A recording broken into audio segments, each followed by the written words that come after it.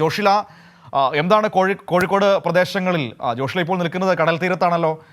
എന്താണ് കള്ളക്കടലിന്റെ ഒരു ആശങ്ക കോഴിക്കോട് നിന്ന് പങ്കുവയ്ക്കാൻ പറ്റുന്നത്? എന്താണ് മുൻകരുതലുകളൊക്കെ സ്വീകരിച്ചിരിക്കുന്നത്? എങ്ങനെയാണ്, എവിടെയാണ് നിൽക്കുന്നത്? മനു, ഞാനിപ്പോൾ ഉള്ളത് വെള്ളയിൽ ഹാർബറിലാണ്.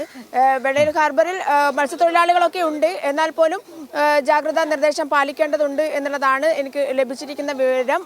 ഇവർ അതുമായി ബന്ധപ്പെട്ടുള്ള കാര്യങ്ങളൊക്കെ തന്നെ ഇവർ പങ്കുവെക്കും എന്നാണ് പ്രതീക്ഷിക്കുന്നത്. ഏട്ടാ, എന്താണ് കള്ളക്കടൽ പ്രതിഭാസം ഉണ്ടായിട്ടുണ്ടോ? ഇവിടെ അങ്ങനത്തെ പ്രശ്നങ്ങളൊന്നും ഉണ്ടായിട്ടില്ല. ജാഗ്രതാ നിർദ്ദേശം ചെറിയ ചെയ്യുന്നൊക്കെ ഉണ്ടായിന്, പക്ഷെ ആരും പണിക്ക് പോയിട്ടില്ല. എന്താണ് കടലാക്രമണമൊന്നും ഇവിടെ ഉണ്ടായിട്ടില്ല. ഇതാണ് മനു, ഇതുവരെ ഈ ആക്രമണം ഒന്നും തന്നെ ഇവിടെ ഉണ്ടായി നിർദ്ദേശം ഇവർക്കും ലഭിച്ചിട്ടുണ്ട്. അതുകൊണ്ട് തന്നെ ആരും ഇന്ന് കടലിലേക്ക് പോയിട്ടുമില്ല.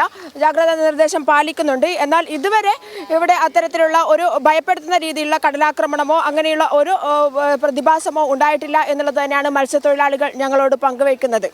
മനു, ശരി, ഏതായാലും ആശങ്കപ്പെടുന്ന കാര്യങ്ങൾ ഉണ്ടാകാതിരിക്കട്ടെ എന്ന് തന്നെ നമുക്ക് ആഗ്രഹിക്കാം. ഏതായാലും നിലവിൽ പ്രശ്നങ്ങളൊന്നുമില്ല. പക്ഷേ എങ്കിൽ പോലും ഇവിടെ ജോഷില പറഞ്ഞ മറ്റൊരു പ്രധാനപ്പെട്ട വിഷയം, ആ ചേട്ടൻ ചൂണ്ടിക്കാണിച്ചതുപോലെ പണിക്ക് പോകാൻ കഴിയുന്നില്ല എന്നൊരു സാഹചര്യം അവരുടെ മുൻപിലുണ്ട്.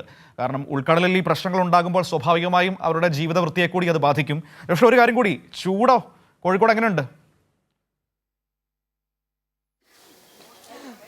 ചൂട് 37 ഡിഗ്രി സെൽഷ്യസിന് മേലെയാണ് ഇതുവരെ ഉണ്ടായിരുന്നത്. ഇന്നലെ ചില ഭാഗങ്ങളിൽ ചാറ്റൽ മഴ പെയ്തിരുന്നു. ബാലുശ്ശേരി അടക്കമുള്ള നേരത്തെ ചൂണ്ടിക്കാണിച്ചതുപോലെ, നമ്മുടെ പ്രേക്ഷകർ ചൂണ്ടിക്കാണിച്ചതുപോലെ വടകര മേഖലയിലും ബാലുശ്ശേരി മേഖല, നാദാപുരം മേഖലയിലൊക്കെ ഇന്നലെ ചെറിയൊരു ചാറ്റൽ മഴ ഉണ്ടായിട്ടുണ്ട്. അതുകൊണ്ട് തന്നെ ആ ഭാഗങ്ങളിൽ ഒക്കെ തന്നെ, അത് കൊയിലാണ്ടിയിലടക്കം രാത്രി ഒരു തണുത്ത കാറ്റുണ്ട്. അതിഭീകരമാണ് കോഴിക്കോട് അനുഭവപ്പെട്ടുകൊണ്ടിരിക്കുന്നത്.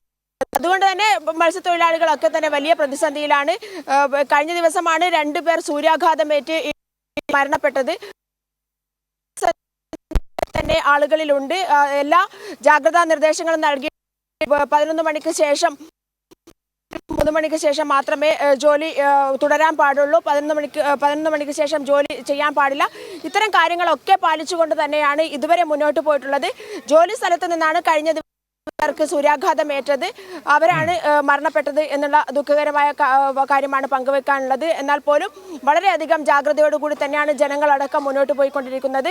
ഇന്നു മുതൽ കാലാവസ്ഥയിൽ അല്പം മാറ്റം വരുമെന്നാണ് പ്രതീക്ഷിക്കുന്നത്. മനു.